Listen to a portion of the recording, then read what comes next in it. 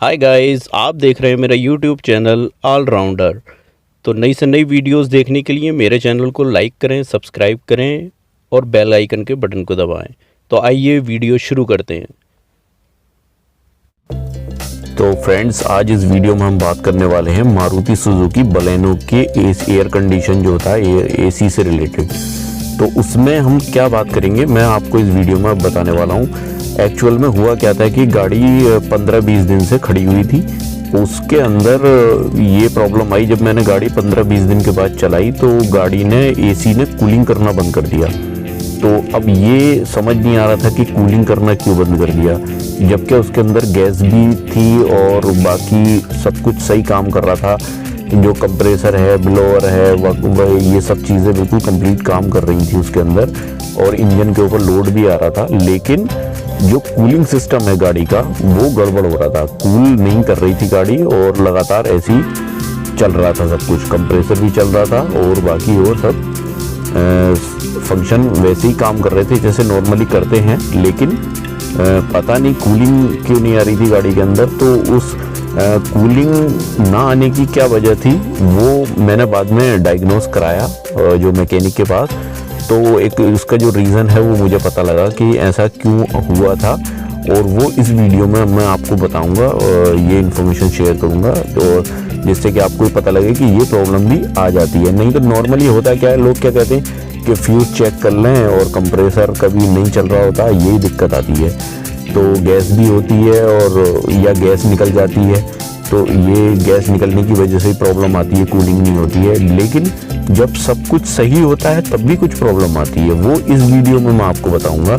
तो वीडियो को पूरा देखें जिससे कि आपको पता लगे कि ये प्रॉब्लम हुई क्या थी। तो उस प्रॉब्लम से रिलेटेड अभी ये वीडियो मैं बना रहा हूँ, तो इसको पूरा देखें। और फ्यूज़ सिस्टम भी बताऊंगा कि कैसे कैसे फ्यूज़ को भी चेक कर लेना चाहिए। कभी कभार होता है कि फ्यूज़ की वजह से भी दिक्कत गाड़ी के अंदर आती है। तो आइए फ्रेंड्स, अब डिटेल में बात करते हैं। तो फ्रेंड्स, सबसे पहले हम बात कर लेते हैं कि जो अगर एसी में कोई दिक्कत आती है सबसे पहले हम फ्यूज़ ही चेक करते हैं। तो फ्यूज़ बॉक्स को हम देखते हैं कि इसके अंदर क्या प्रॉब्लम है, फ्यूज़ तो नहीं उड़ा है। तो सबसे पहले हमारा प्रोसेस यही रहता है। जैसे कि मैंने अब ये बॉक्स का मैं जो कैप है वो हटा रहा हूँ, तो मैं आपको बताता हूँ फ्यूज़ चेक कैसे किए जाते हैं। सबसे पहले आप यही देखें चेक करके। तो यहाँ पर देखिए रिले होती हैं लगी हुई और फ्यूज़ होते हैं बहुत सारे, अलग अलग नंबरिंग के अलग अलग फ्यूज़ और रिलेज होती हैं इसके अंदर। तो उसका हम कैसे पता करेंगे कि एसी का कौन सा फ्यूज़ है इसके अंदर। तो वो इंडिकेशन हमारे बॉक्स के जो कैप है उसके ऊपर होता है और उसमें एक चिमटी भी लगी हुई होती है। जैसे कि आप देख रहे हैं ये चिमटी इसमें लगी हुई है, इससे फ्यूज़ को खींचने का काम होता है। जैसे कि यहाँ से खींच करके और उसे निकाल करके देख लें। तो जैसे मैं आपको निकाल के दिखा दूं कि ये चिमटी है, मैं यहाँ से निकाल करके आपको दिखाता हूँ फ्यूज़ कैसे निकाला जाता है। तो ये इस तरह से इसको पकड़ेंगे। सॉरी, ये क्रिया मैं अभी आपको दिखा रहा हूँ। ये देखिए यहाँ से हम इसको पकड़ लेते हैं ऐसे और इसको खींच लेते हैं ऐसे पकड़ कर, और फिर हम फ्यूज़ को ऐसे चेक कर लेते हैं कि इसका जो एलिमेंट है वो टच है इससे या नहीं है, या वो उड़ गया है। तो अगर फ्यूज़ उड़ा है हमारा, जैसे कि आपको ये क्लियर दिख रहा होगा, जो अगर फ्यूज़ हमारा उड़ जाता है तो हमारे बॉक्स में कुछ एक्स्ट्रा फ्यूज़ होते हैं जो हम वहाँ से उसी नंबरिंग का फ्यूज़ उसमें लगा सकते हैं। और अगर उड़ा हुआ नहीं है तो यही फ्यूज़ हमारा काम करता रहेगा। इसको इस तरह से लगा करके और वापस इस चिमटी को इसी बॉक्स के अंदर ऐसे ही लगा देते हैं जैसे ये लगी हुई थी। देखिए इस तरह से इसको मैं वापस से लगा दूंगा और ये एक्स्ट्रा फ्यूज़ होते हैं। देखिए अलग अलग नंबरिंग के अलग अलग फ्यूज़ हैं, तो ये एक्स्ट्रा दिए हुए होते हैं। अच्छा, इसकी कोडिंग कैसे होती है, आप कैसे पहचानेंगे कि एसी का कौन सा है और बाकी चीज़ों का कैसा है, जो इलेक्ट्रिक पार्ट हैं उनका कौन सा फ्यूज़ है। तो जैसे इसमें लिखा हुआ रहता है हॉर्न का क्या है, रेडिएटर का क्या है, कंप्रेसर का क्या है, इसमें कोडिंग होती है। तो जैसे CPRSR लिखा हुआ है, रेडिएटर का RDTR3 है, हॉर्न है, और इस तरह से फोग लैंप है, फ्रंट फोग लैंप, इस तरह से ये कोडिंग होती है इसके अंदर। वो उसमें कौन से नंबर का फ्यूज़ लगा हुआ है वो आप इससे देख सकते हैं कि ये किस नंबर के फ्यूज़ का है, हॉर्न का कौन से नंबर का फ्यूज़ है। तो ये आप इसमें देख सकते हैं, पूरा डायग्राम इसका बना हुआ है यहाँ पर, जो वहाँ पर डायग्राम है वो सेम डायग्राम यहाँ पर बना हुआ है। आप इससे पहचान सकते हैं कि ये फ्यूज़ किस जगह पर किस चीज़ का है। और अगर आपको कोई फ्यूज़ लगा हुआ है तो यहाँ से जो एक्स्ट्रा फ्यूज़ लगे हुए हैं वहाँ से छुटा करके चिमटी के थ्रू और आप वहाँ पर इसको एडजस्ट कर सकते हैं और चिमटी को फिर वापस अपनी उसी जगह पर आप लगा देंगे। तो फ्रेंड्स ये तो फ्यूज़ बॉक्स है। इसके बाद हमारा प्रोसेस आता है नेक्स्ट। अब फिर हम देखते हैं अगर हमारे फ्यूज़ भी ठीक हैं और कंप्रेसर जो हमारा है वो मान लीजिए कंप्रेसर नहीं चल पा रहा है, तो नहीं चल रहा है तो एक तो फ्यूज़ की वजह होती है, फ्यूज़ सही है तो फिर हम कंप्रेसर को चेक करते हैं। और मेरे केस में क्या हो रहा था कि मेरे केस में कंप्रेसर बिल्कुल ठीक काम कर रहा था। ये तो मैंने आपको बता दिया कि इस तरह से भी चेक कर सकते हैं अगर कंप्रेसर नहीं चला, लेकिन मैं कंप्रेसर आपको बताने वाला हूँ कि ये कंप्रेसर में आपको कैसे पता करना चल रहा है नहीं चल रहा है। देखिए जैसे बेल्ट के थ्रू कंप्रेसर इंजन से कनेक्टेड होता है, जैसा आप देख रहे हैं एक मोटर होती है एक तरह की ये जो बेल्ट से घुमाई जाती है, तो ऊपर का जो पार्ट है इसका ये वाला ये तो घूमता रहता है, लेकिन अंदर जो होता है वो जब भी घूमता है ये वाला पार्ट जब भी घूमता है जब आप बटन दबान करते हैं एसी का। तो इसलिए ये ना देखें कि ऊपर से घूम रहा है तो ये घूम रहा है, नहीं, वो अंदर का जो इसका पूरा साइड वाली वो है तो ये घूमना चाहिए।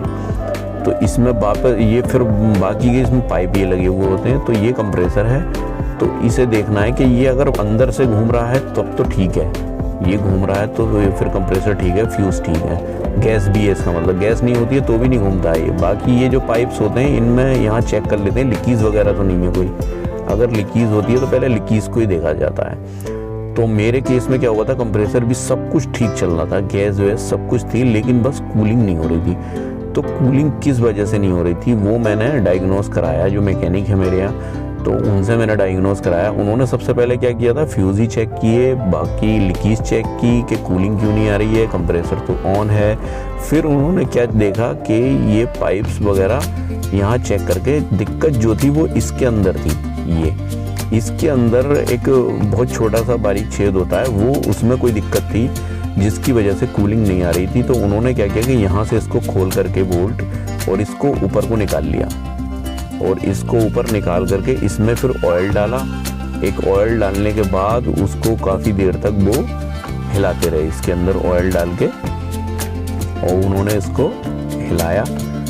और जब ये खोला तो ये गैस तो इसकी निकल चुकी थी, गैस निकल गई हमारी थी, तो फिर वो इसको ऐसे ही हिलाते रहे। हिलाने के बाद उन्होंने अपने बच्चे चेला जो था उससे कहा कि आप कंप्रेसर तक मोबिल ऑयल चला जाना चाहिए। तो मोबिल ऑयल था, पता नहीं क्या था, वो कोई ऑयल आता है इसका एसी का, वो इसमें डाल करके उन्होंने और कुछ देर हिलाते रहे इसको। फिर इसको वापस से जो हिलाने के बाद फिर इसको वापस से ऐसे ही बोल्ट, इस बोल्ट के थ्रू वहाँ जैसे खोला था उसको वापस से ऐसे ही लगा दिया। अब जब ये इसको लगा दिया तो अब एसी में गैस तो थी नहीं, तो फिर यहाँ से वापस इसको गैस को फिल किया एसी की। जब गैस इसमें फिल कर दी उसके बाद जब गाड़ी हमने स्टार्ट की तो हमारी एसी जो जैसे पहले काम कर रही थी प्रॉपरली ऐसे ही वर्क कर रही थी।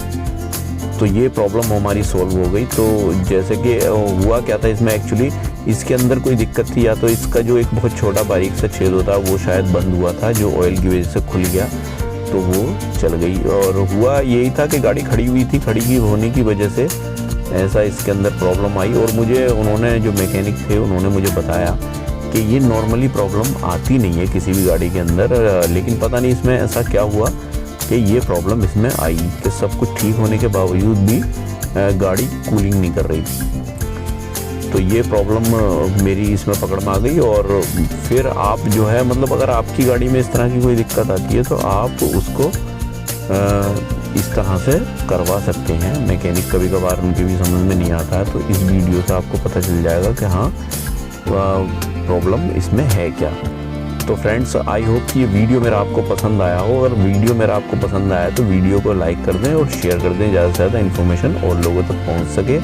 और अगर मेरे चैनल पर नए हैं तो प्लीज़ मेरे चैनल को सब्सक्राइब कर दें और वीडियो को लाइक कर दें और ज़्यादा से ज़्यादा शेयर भी कर दें। तो फ्रेंड्स वीडियो देखने के लिए थैंक यू, मिलते हैं नेक्स्ट वीडियो में, बाय।